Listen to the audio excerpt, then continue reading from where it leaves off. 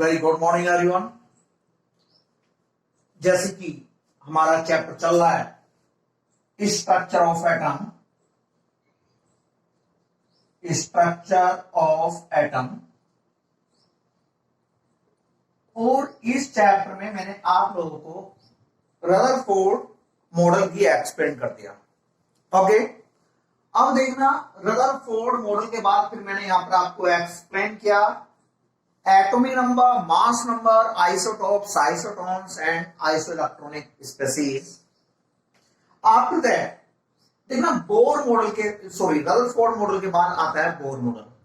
अब Rutherford model से Bohr model को लिंक करने के लिए यहां पर टू न्यू कॉन्सेप्ट आए। ठीक है, तो हाँ, तो यहां पर आप लोग पहले हेडिंग डालिए development leading, okay, development leading to the Bohr's model. ठीक है, development leading to the Bohr's model of atom, to the Bohr's model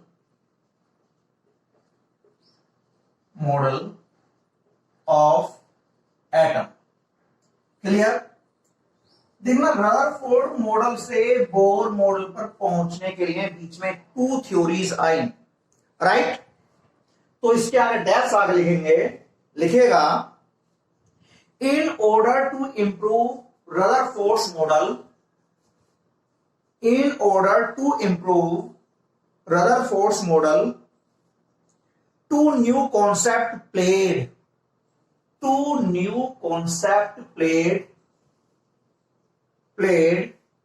a, हाँ देखना, in order to improve Rutherford's atomic model, two new concept played a major role, actually जो हमारा Bohr model आया उस Bohr model को improve करने के लिए, ठीक है, टू न्यू कॉन्सेप्ट आए और ठीक है जिनका रोल मेजर रहा। These are number one. देखो ये टू कॉन्सेप्ट कौन कौन से हैं?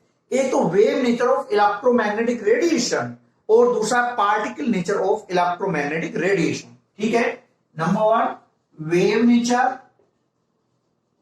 Nature of electromagnetic radiation, wave nature of electromagnetic radiation. ठीक है, और दूसरा है particle nature of electromagnetic radiation, particle nature of electromagnetic radiation, ठीक है, इलेक्ट्रोमैग्नेटिक रेडिएशन। एक तो इलेक्ट्रोमैग्नेटिक रेडिएशन की वेव नेचर, दूसरा इलेक्ट्रोमैग्नेटिक रेडिएशन की पार्टिकल नेचर। देखिएगा स्टूडेंट, बोर मॉडल से रदरफोर्ड मॉडल को लिंक करने, रदरफोर्ड मॉडल से बोर मॉडल को लिंक करने के लिए टू मेजर कॉन्सेप्ट आए, wave nature of electromagnetic radiation, particle nature of electromagnetic radiation. अब आप कहोगे इलेक्ट्रोमैग्नेटिक रेडिएशन है क्या? अभी तो मैं यही कहूंगा जितनी भी सन से आने वाली रेज है, लाइट हो गया, एक्स रेज, गामा रेज, ठीक है, कॉस्मिक रेज, ये सभी क्या है? ये सब इलेक्ट्रोमैग्नेटिक रेडिएशन। अब इन जो सन से आने वाली सभी तरह की रेज है, अल्ट्रावायलेट, इंफ्रारेड वगैरह, इन सभी की एक तो वेव नेचर और दूसरी पार्टिकल नेचर। ठीक है, तो ये दो यहां पर थ्योरीज आई हैं। तो सबसे पहले यहां पर हेडिंग डालेंगे wave nature of electromagnetic radiation और वेव थ्योरी। देखो, ठीक है, अब इतना नोट करने के बाद आप लोग न्यू लाइन से हेडिंग डालिए wave nature of electromagnetic radiation, ये मेरा हेडिंग हो गया। ठीक है, और वेव थ्योरी, देखना यहां तक मैंने आप लोगों को क्या बातें लिखाई हैं। सबसे पहले मैंने आपको developments leading to the Bohr model of atom, यहां पर मैंने आपको एक सेंटेंस ये लिखा है to improve the Rutherford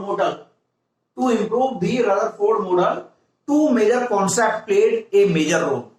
Two theories या two concepts played a major role. These are wave nature of electromagnetic radiation and number two particle nature of electromagnetic radiation. यहां तक पूरा करने के बाद फिर मैंने हेडिंग डलवा दिया wave nature of electromagnetic radiation. अब मेरा कॉन्सेप्ट ये है, यानी मेरी थ्योरी अब ये है. ठीक है, अब एक बात सुनिएगा. देखो ये हमारी अर्थ है और सन अप्रोक्स से 15 करोड़ किलोमीटर दूर है. अप्रोक्स 15 करोड़ किलोमीटर है. ये अर्थ हो गई और ये हमारा सन हो गया. अब सन से जो अर्थ पर यानी कि जो इलेक्ट्रोमैग्नेटिक रेडिएशन आती है, देखो ये वेव की फॉर्म में आती है. और एक बात हो, इन वेव को सन से अर्थ तक पहुंचने में किसी भी मीडियम की जरूरत नहीं होती. चलो अर्थ के चारों तरफ अप्रोक्स ये मान लो 1 लाख किलोमीटर तक ये हमारा वायुमंडल है, यानी एयर है अर्थ के चारों तरफ. लेकिन ये तो 15 करोड़ किलोमीटर है. केवल 1 लाख किलोमीटर तक ये हमारी एयर वगैरह है. यहां तो बीच में कुछ भी नहीं है, वैक्यूम है. तो कहने का मतलब यह है इन इलेक्ट्रोमैग्नेटिक रेडिएशन को अर्थ तक पहुंचने में किसी मीडियम की जरूरत नहीं होती. वेव की फॉर्म में ट्रेवल करती हैं with the speed of light, यानी 3 into 10 to the power 8 metre second inverse. Right, तो यही तो वेव थ्योरी है कि जो इलेक्ट्रोमैग्नेटिक रेडिएशन है ना, like X rays, gamma rays, light travel without any medium, बिना किसी मीडियम के.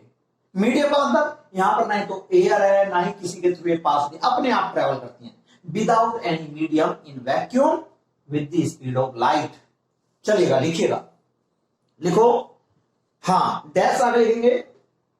हाँ, wave nature of electromagnetic radiation और वेव थ्योरी में लिखो James Clerk Maxwell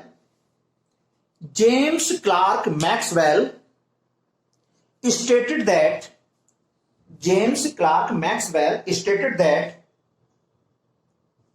electromagnetic radiation that is light, X rays, gamma rays, etc. जो भी सन से आने वाली रेज हैं हम उन्हें इलेक्ट्रोमैग्नेटिक रेडिएशन बोलते हैं. राइट, तो James Maxwell stated that electromagnetic radiation that light, X rays, gamma rays etcetera, ठीक है, प्रोपोगेट आगे बढ़ती हैं. Propagate PROPOGATE propagate without any medium, propagate without any medium in space, without any medium in space in the form of wave. ठीक है, full stop. These waves are associated with electric and magnetic field. These waves are associated with electric and magnetic field. Okay, full stop. They do not have any charge.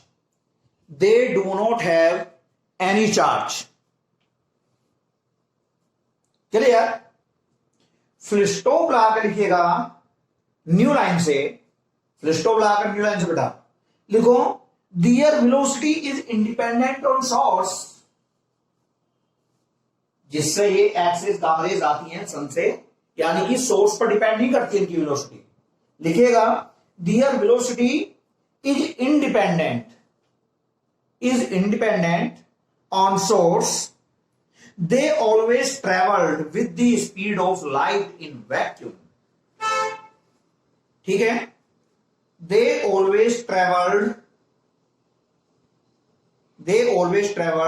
with the speed of light in vacuum. और bracket में लिख लेना ये 3 into 10 to the power 8 metre second inverse. Clear? अब देखो बेटा, wave के बारे में हम यहां पर पूरी सारी बातें पढ़ेंगे. ठीक है, वेव की कैरेक्टरिस्टिक्स। तो अब आप लोग देखना, बस वेव थ्योरी में तो इतना लिखाना था। मेन सेंटेंस तो एक है वेव थ्योरी में कि जेम्स मैक्सवेल ने ये बात एक्सप्लेन की। जेम्स मैक्सवेल, ठीक है, जो भी है साइंटिस्ट का नाम, James Maxwell stated that electromagnetic radiation, that is light, X-rays, gamma rays, propagate without any medium in space. ठीक है, मेन सेंटेंस तो ये है, in the form of wave. Main sentence तो ये है, ठीक है। उसके बाद क्या दिया कि electromagnetic radiation are associated with electric and magnetic field. ठीक है, ये बात लिखने के बाद इन पर कोई चार्ज नहीं होता, they have do not any charge. After that मैंने कह दिया इनकी speed does not depend on source, they always travel with the speed of light. ये मेरी वेव थ्योरी है। अब यहां पर आप लोग न्यू लाइन से हेडिंग डालिएगा, characteristics of wave. Okay, characteristics of wave. हाँ, कैरेक्टरिस्टिक्स ऑफ वेव। हाँ,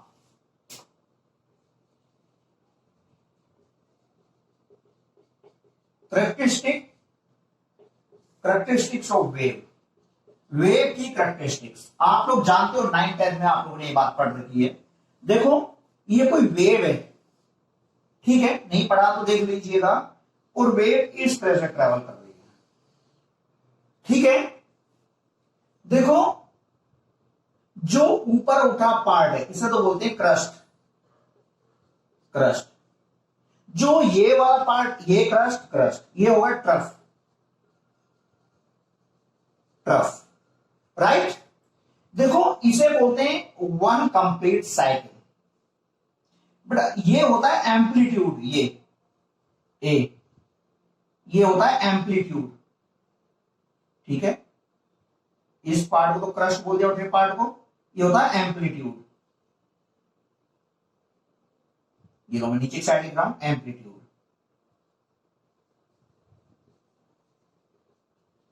एम्पलीट्यूड, देखो, वन साइकिल की डिस्टेंस ये होती है वेवलेंथ, लैम्डा, ये, ठीक है। इसे मैं वन साइकिल की डिस्टेंस बोलूंगा, पूरी वन कंप्लीट साइकिल। या लैम्डा बोल दो इसे बिटवीन टू कॉन्स्टिट्यूटिव क्रस्ट के बीच की डिस्टेंस, या लैम्डा बोल दो बिटवीन टू कॉन्स्टिट्यूटिव ट्रफ के बीच की डिस्टेंस, ये, ठीक है, या ये क्लियर। तो देखो, तो यहां पर ये बात हम लोग करेंगे इस प्रवेश।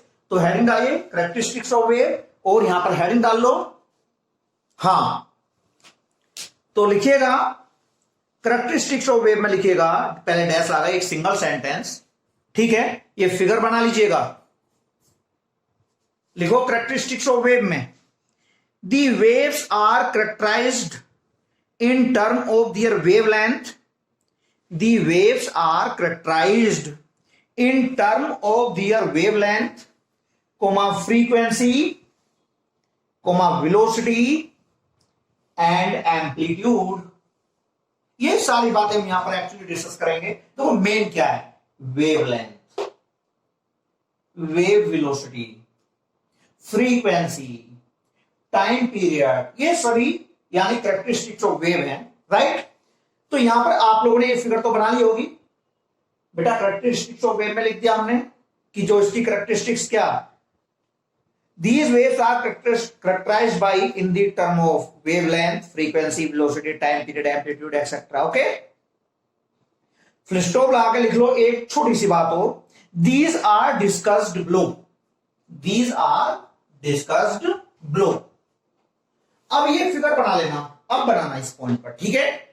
अब इस फिगर को बनाने के बाद इसके बाद आप नीचे हेडिंग डालिएगा वेवलेंथ, वेवलेंथ, ठीक है। पहला हेडिंग क्या, वेवलेंथ,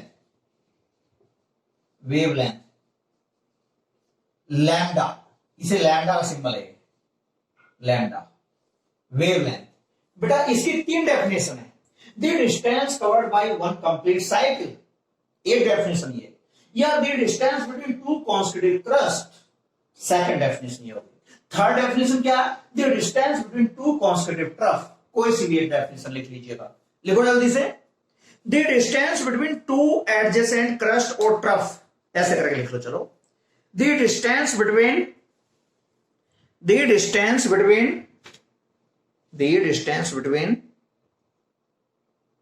टू एडजेसेंट क्रस्ट और ट्रफ इज कॉल्ड वेवलेंथ। बेटा डिस्टेंस है ये, आप लोग न्यू लाइन से लिख लीजिएगा। It has the unit of length, जो यूनिट लेंथ की होती है वही इसकी होती है। It has the unit of length, ठीक है। ये बेटा डिस्टेंस है, जो लेंथ की यूनिट होती है वही इसकी यूनिट होती है वेवलेंथ। क्लियर। इसके बाद ये तो हो गया heading number 1। Number 2 frequency. Frequency क्या होती है? फ्रीक्वेंसी को न्यू, बेटा वी की तरह एक सिंबल है न्यू, थोड़ा ऊपर को कर देते हैं, इससे रिप्रेजेंट करते हैं। फ्रीक्वेंसी क्या होती है बेटा? फ्रीक्वेंसी ये होती है, देखिएगा 1 सेकेंड में जितनी वेव हो जाएंगे, देखो 1 वेव 2 3, यानी 1 सेकेंड में नंबर ऑफ वेव्स को हम फ्रीक्वेंसी बोलते हैं। तो लिखिएगा it is defined as the number of waves. देखो 1 वेव यहां तक पूरी हो गई, सेकेंड वेव यहां तक, ठीक है, ऐसे चलते रहेंगी ये। तो लिखिएगा it is defined as the number of waves, it is defined as the number of waves that pass, it is defined as the number of waves that pass through a given point, in 1 second। अपनी language में बना के लिखिएगा, ये नहीं कि हाँ जो लैंग्वेज, लेकिन मीनिंग या सेंस वही निकलना चाहिए। तो क्या? It is defined as the number of wave that pass through a given point in 1 second, ठीक है। अपनी लैंग्वेज में जैसे भी आप बना सकते हो, या the number of cycles are covered in 1 second, और ले लो सिंपल लैंग्वेज में, the number of cycles are covered in 1 second होगी definition. The number of cycles या number of waves are covered in 1 second is known as frequency, ठीक है। फिर stop लगा के लिख लो, its unit is second inverse. Its unit is second inverse. और हर्ट्ज, 2 यूनिट है इसकी, एक तो हर्ट्ज HERTZ, बेटा शॉर्ट में लिख देते हैं HZ hertz, short HERTZ hertz, या सेकेंड इनवर्स या पर सेकेंड, ये इसकी यूनिट है। ओके, अब इसके बाद, ठीक है, इसके बाद अब आप लोग हेडिंग डालो, हाँ, टाइम पीरियड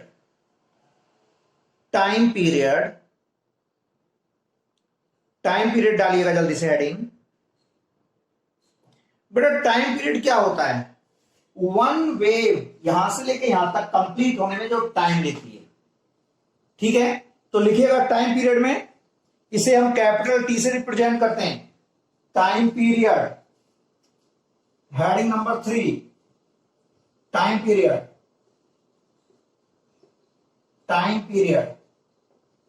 को हम कैपिटल T से, ठीक है। लिखो the time taken by 1 complete wave is known as time period.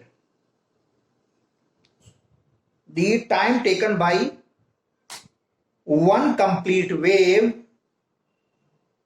the time taken by 1 complete wave is known as time period, और टाइम पीरियड T इक्वल 1/न्यू। देखो ये न्यू का मतलब फ्रीक्वेंसी, ये फ्रीक्वेंसी है 1/न्यू। नोट करें जल्दी से, टाइम पीरियड T इक्वल 1/न्यू, ठीक है। इसका यूनिट टाइम पीरियड, अरे टाइम है सेकेंड, ठीक है। टाइम पीरियड की यूनिट क्या हुई? यूनिट सेकेंड, सेकेंड इसकी यूनिट है। ओके, हाँ जल्दी से लिखें। इसके बाद आप लोग हेडिंग डालो वेलोसिटी। बेटा थोड़ा फास्ट कर लें। वेलोसिटी लिखिएगा। वेलोसिटी को सी से रिप्रेजेंट करते हैं। वेलोसिटी को सी से रिप्रेजेंट करते हैं, तो लिखिएगा हाँ, it is the distance travelled by a wave in 1 second. जल्दी से लिखें। हाँ, it is the distance travelled by a wave in 1 second.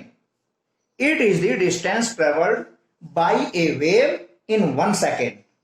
ठीक है। Unit metre second inverse. ये बेटा इसके बाद इसमें एक और हेडिंग डालें, वेव नंबर।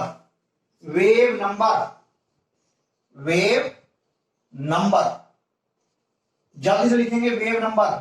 सिंबल है इसका nu bar. Wave number last heading है, जल्दी से करें फटाफट। इट इज डिफाइंड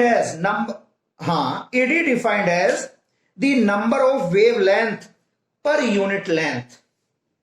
ठीक है, लिखें जल्दी से। It is defined as the number of wavelength या वेव, बात एक है। It is defined as the number of wavelength और वेव पर यूनिट लेंथ। ठीक है, और इसकी यूनिट मीटर इनवर्स और सेकंड इनवर्स। बेटा यूनिट, इसकी यूनिट क्या होगी? Unit metre inverse. ठीक है, मीटर इनवर्स और सेकंड इनवर्स। क्लियर? तो मैंने वेव से रिलेटेड ये सारी डेफिनेशन आप लोगों को क्लियर कराई। Okay class.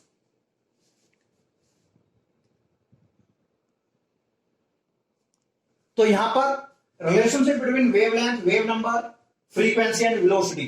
देखो nu equal c upon lambda, एक फॉर्मूला ये है। एक nu bar equal 1 upon lambda. मैं इसे 1 अपॉन लैम्डा की जगह न्यू बार भी पुट कर सकता हूं, तो न्यू इक्वल सी न्यू बार यानी वेव नंबर। ठीक है, तो ये मेरा पूरा हुआ कॉन्सेप्ट। Okay class.